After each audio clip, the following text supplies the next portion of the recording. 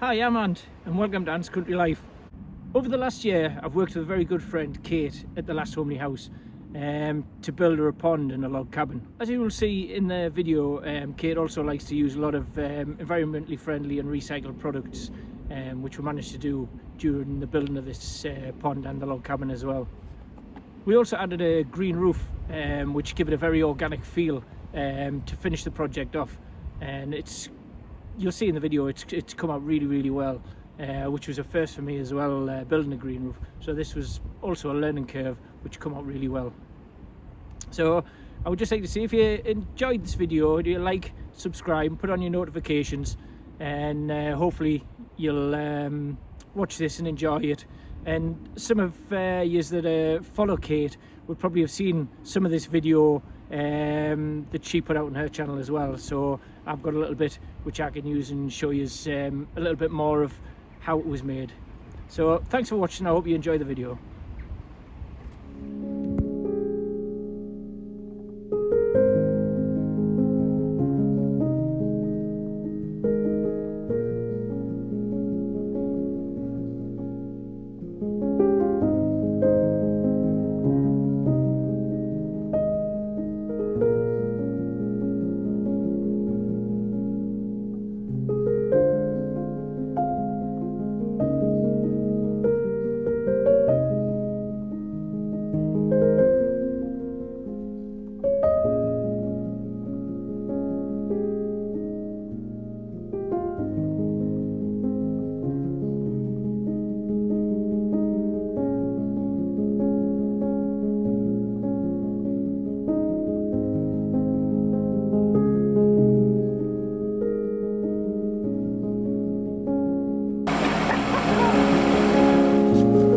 That was seriously one of the most awesome things I've done in a long time, and I think I could see myself as a digger driver. It was pretty good. So we let the real digger driver take over and Ant spent the rest of that day digging out the shape of the pond.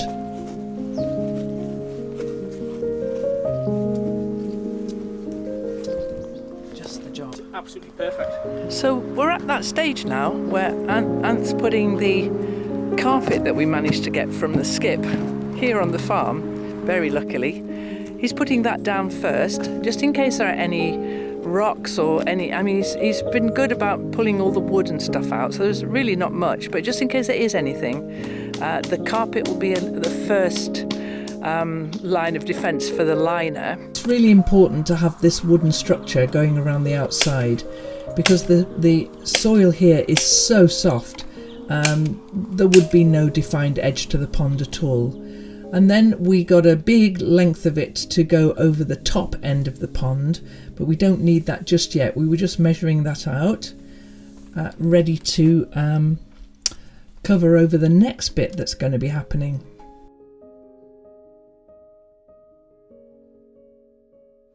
Well, here are the fleeces all packed into their bags, ready for the wool marketing board to take them.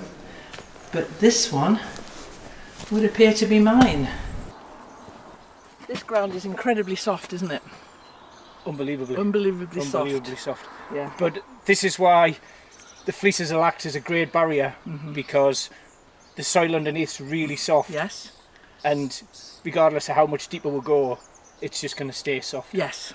So The our carpet. best barrier is the carpet Yeah. first, and then the fleeces, and then the fleece on top of the fleeces, and then the Yes. liner. So then we put that piece of horticultural membrane over the top of the fleeces just to keep those all in place, and then we opened it all out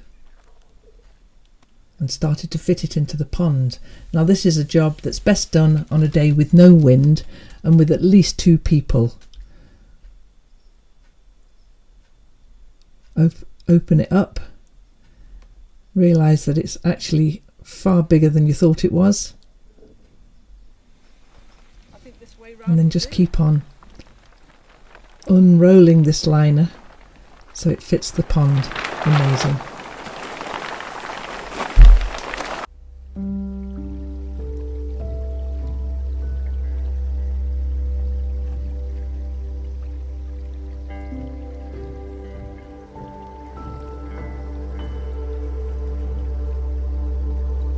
Then we siphoned water in from the dam that I live beside through a series of hose pipes into my little pond here, and which gave us that lovely pond water, which was better than putting in tap water.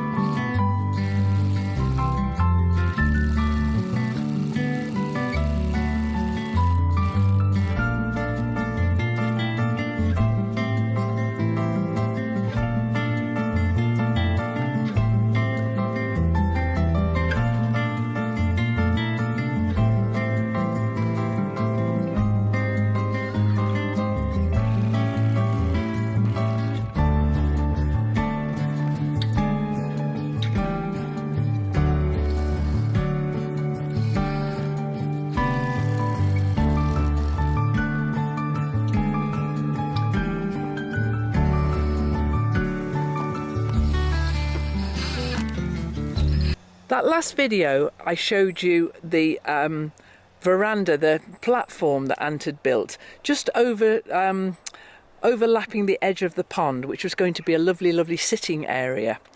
Well, we were a bit disingenuous, weren't we? Because we knew it was going to be a bit more than a sitting area. What's it going to be?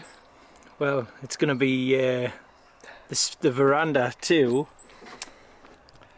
A cabin. A cabin. Cabin in the woods. We're building a little cabin, just a little thing, just a bit bigger than a shed, really.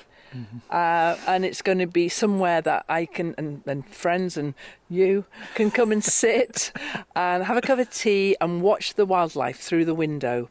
And so we knew we were going to do that, didn't we? All along. All along. Because there's going to be quite a bit of weight on top of this floor. What we've decided is we're going to dig down into the floor 3 foot, 4 foot, and then put an old concrete flag that we've cut up into squares. So we're going to recycle these old concrete paving flags as a solid base. Yeah.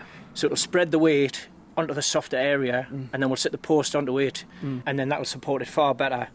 And then I'm going to show you how we use this great stuff called postcrete. Postcrete. It's a very fast setting, pre-mixed concrete, and it comes in a powder with bits of grit in and stuff.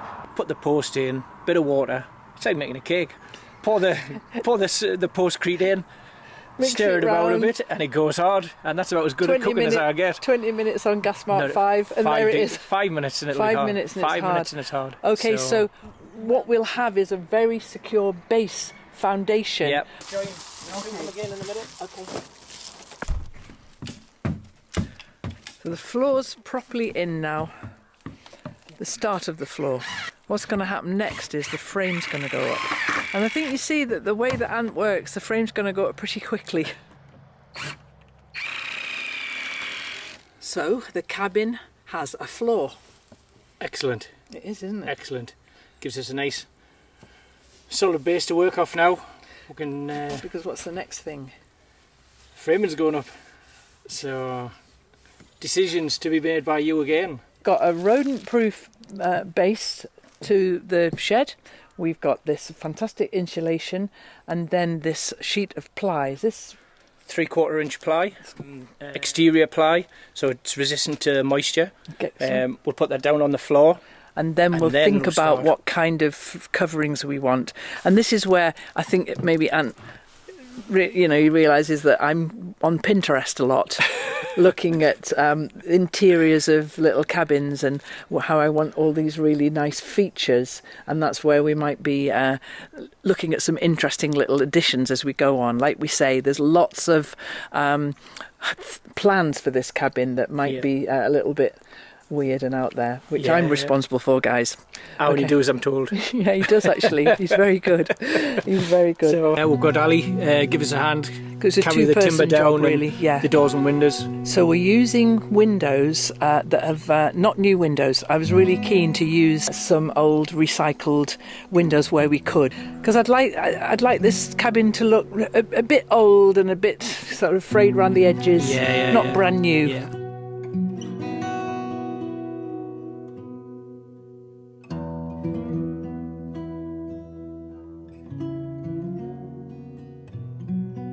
But that hasn't stopped Ant. He has been working so hard every single day on this cabin, even in the worst of the horrible rain.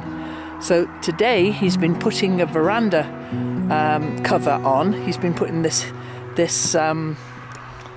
roof to the veranda, and he's going to board that out. But really I want to show you the inside of the cabin. This bit here is where the windows are going to be. That was where I had that scrappy old door that didn't work as a window. So my son's going to order some double glazed units to go in there. Where is he? He's right up there talking to Ant. He's over there. So he's just measured up for the windows there. So we have this window here, and this one here, the only thing providing light at the moment. But I will show you, I'll twizz you around and I'll show you some of the things that Ant's been doing. So here is the composting toilet complete with its seat, and it's got its own little window here, and there's going to be a door across here. So that's gone in perfectly. But I wanted to talk to you about what we're covering the walls with. So can you see these quite rough boards here? Well, what these are reclaimed wood from pallets. You know those pallets that things get delivered on, and you always see them stacked up all over the place, and you know, pallets. So I bought some bundles of pallet wood here just to see if we wanted to use them, and they're really rough. They've got loads of nails in them, and the edges are all a little bit shot. And Ant and I, when we first opened the pack with them in, we were disappointed when we saw them. But in fact, I think for what this cabin is, I think they look great. Now, of course, the walls then, if we look here, he's put this stuff called OSB, and this is on the outside of the cabin, and then these beams, what are they? What would you call these? These uprights here.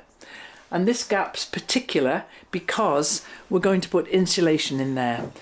Now, for a long time I've wanted to use wool insulation, and so I researched it, and I found, let's get this one down to show you. It's not very heavy. Okay. So this is the wool insulation that I found. Now this is wool with 15% polyester in it, which is the right blend apparently to make it exactly what you need. It's treated, in fact it goes through a lot of processes in order to make it usable.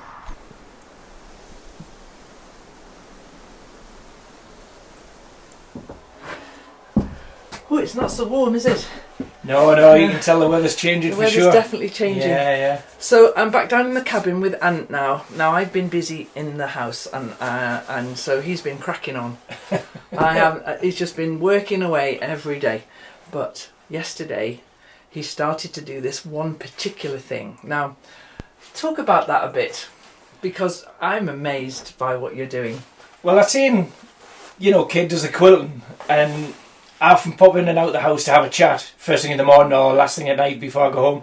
And she was cutting little bits of quilting and fabric up, and I says, I can do that in the shed. And she went, no, you can't. So of course I did. This is a challenge. And so I've made a quilter out of him, a wooden quilter, albeit, but he's a quilter now. Yeah. And so I talked to him about all the way that these shapes tessellate together, and of course you can do that with wood. Yeah. Dead easy.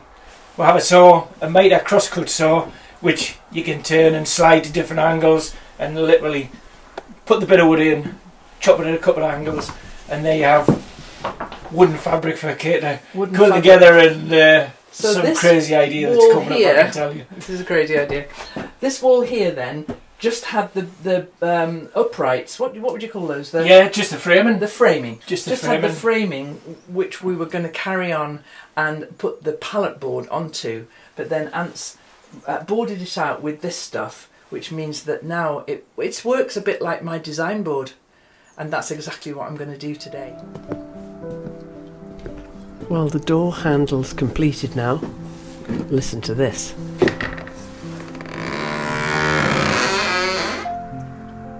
I love the squeak. And here's the finished scrappy wooden quilt panels with my flying geese and my pinwheels, and the 4-patch up the middle, separating the two, which I'm going to just leave as plain wood.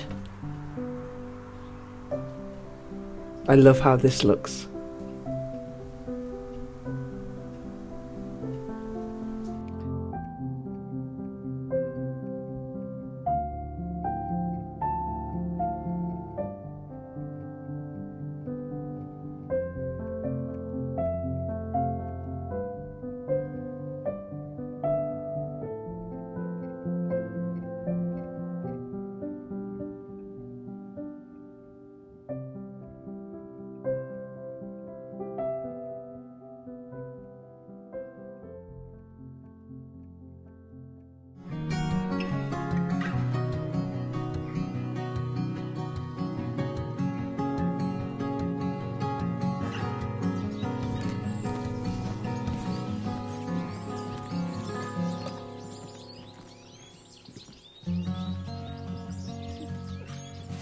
So I'm down in the cabin with Ant.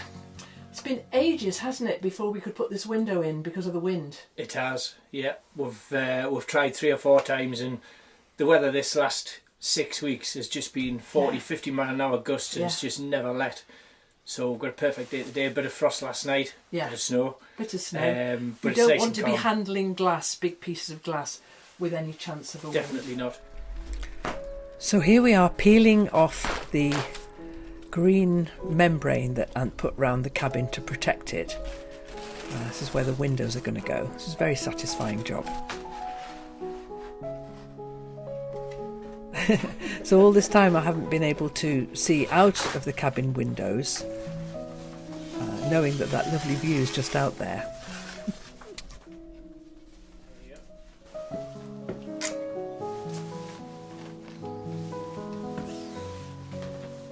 Silicone then around the outside, which will hold the double glazed window panes in place.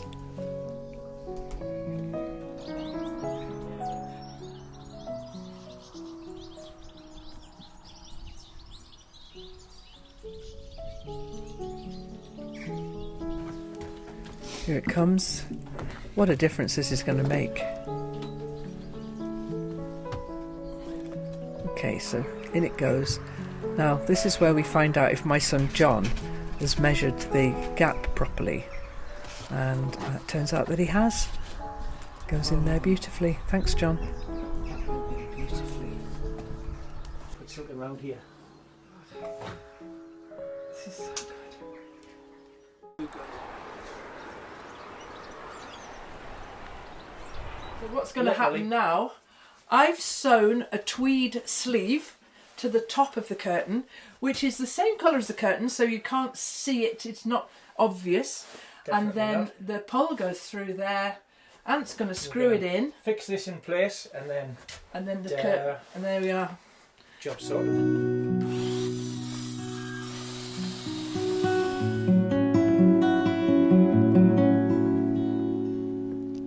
So this went up very easily, for Ant anyway. I definitely did get under his feet quite a lot. So I pretty much left it up to him after this.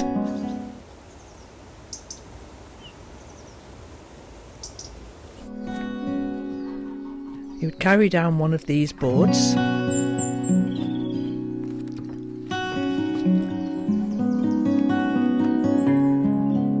And then measure for the... Now this board is destined to go on the right hand side of the cabin, the piece facing the road, and so these are the very long pieces, and he's got a very good system of doing this without needing anyone to hold the other end at all.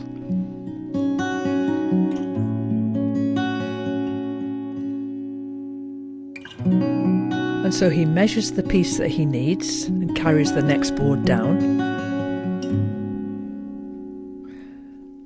And then if you watch, he just puts one screw in the far end there, so that will then support the board while he screws a screw in this end on with the spirit level, and he can put that screw in, and he's nailing it in with stainless steel nails because they'll last a long time. So you can see, can't you? He doesn't need any help from me.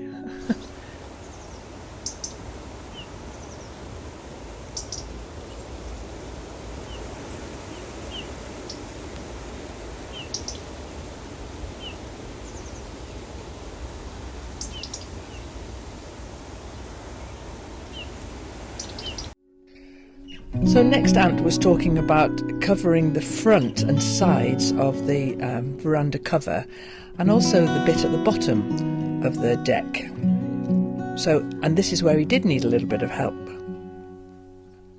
So this board here has got the waney edge pointing downwards, and it just neatens off the whole look of the cabin. There's one up there. Oh well, I'll do my best.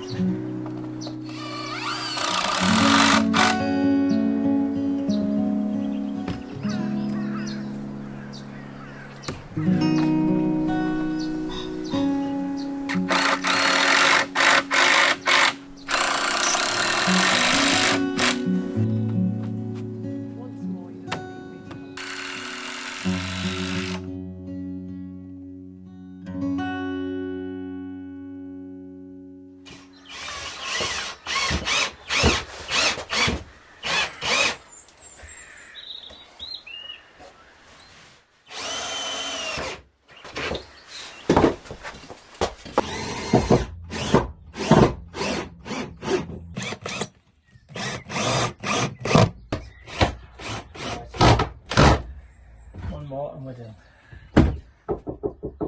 If you were looking down the garden looking at it, Yeah. you would want it to look spectacular every time you looked at it, which would mean you could put in some dwarf heathers, All sorts. and stuff we like could that really as well. choose species, couldn't we?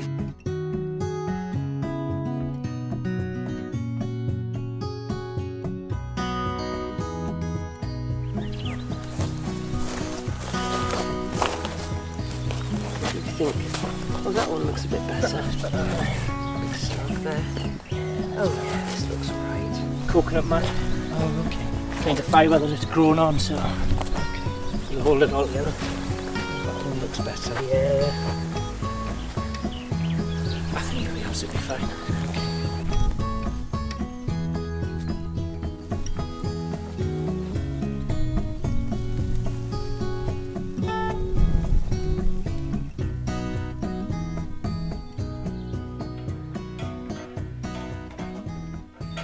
Today I'm just setting up the scaffold and the framework, because we're going to be putting a green roof on the cabin.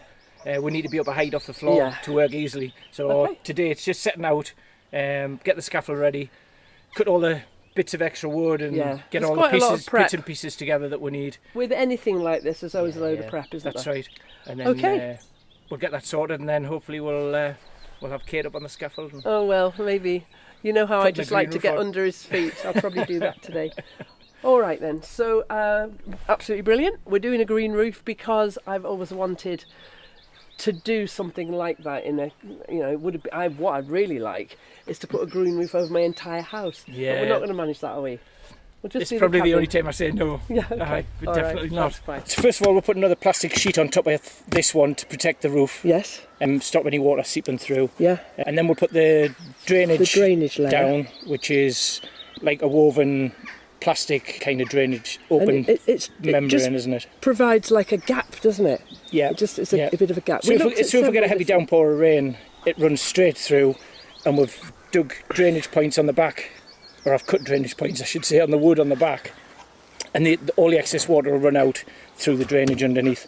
Then we'll have growing medium. the grown medium, so we'll put that on, Yes. and then on top of that we'll roll out the sedums. They're also grown on top of cocoa fibre, Yeah. to keep them all in one piece.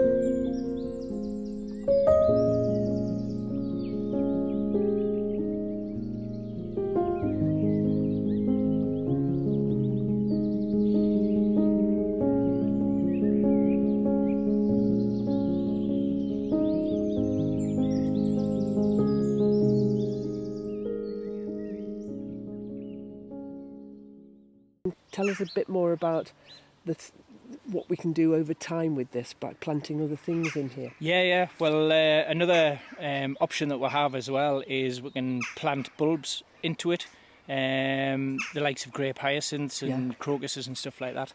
And you'll get a nice burst of colour in the spring off them. Yeah. And then also you can plant in other wild flowers such as cowslips, wild primula, and you're going to get grasses growing it anyway if the seeds blow through as well. Seed-blown grasses. The big one for here, which we'll have to watch, is the tree seed. Yes. You know, we'll end up getting quite a few of the rowan that you can see, but also the oak, beech, stuff like that, and especially silver birch, which grows very, very quickly from self-sown. And we've got quite a few of those. We have a lot of it here. And all it is, we'll just have to keep an eye on it, and as you see the shoots coming through, we'll just nip them off with the scissors, and that'll stop them from growing. Otherwise, the roots will wreck the roof, like, you know. And yes, the roots will wreck the roof, and we don't want trees growing out of the top of it. Absolutely not. So there is, obviously, it's a living thing. There is some maintenance to this. That's right. It's not like putting a bit of roofing felt down. No. And walking away. We have to maintain this. And what you'll find as well is some of the sedums that's in it will thrive, some of them will die off. Yes. It'll become its own landscape that fits into where it's at. Yeah. You know, not everything's going to grow well. Some things will grow better than others, and you'll find out in probably 6 to 8 months' time that it could look a lot different to what it does now. Okay, you know? well, that'll be something to keep an eye on over time then. Yeah, it'll develop as it grows. You know, it'll find its own environment that suits everything. Like it.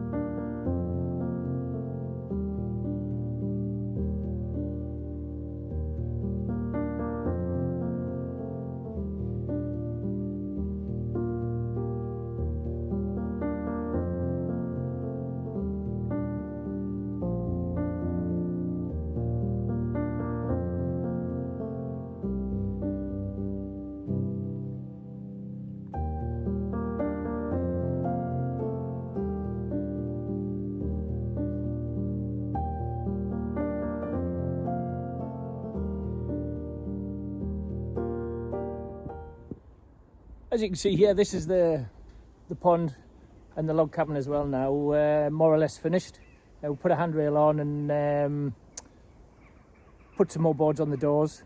And as you can see, the grass has come away nicely and it's looking all right.